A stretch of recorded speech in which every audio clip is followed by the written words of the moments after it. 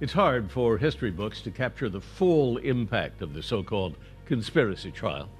I was inside the courtroom for 6 months. Picture it.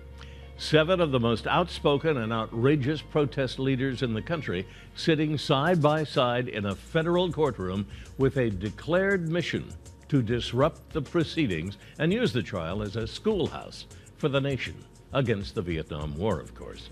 Abby Hoffman was the court jester. When Chicago Mayor Richard Daley came to testify, Hoffman squared off like Matt Dillon of Gunsmoke, saying, "Mr. Mayor, let you and I settle this once and for all," pulling an imaginary 6-gun from a holster. The defense table was always a mess, usually with jelly beans scattered everywhere. But it was Black Panther Bobby Seale who dominated the early days.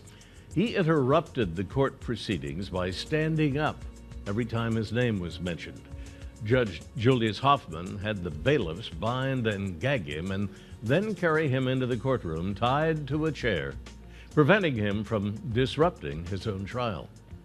The final straw came on the 3rd day, after escalating attempts to keep him quiet. The bandages wrapped so tightly around his face had also prevented him from breathing, and he collapsed right in the middle of the court. He was severed from the so-called Chicago 8. That's how it became the Chicago 7 trial.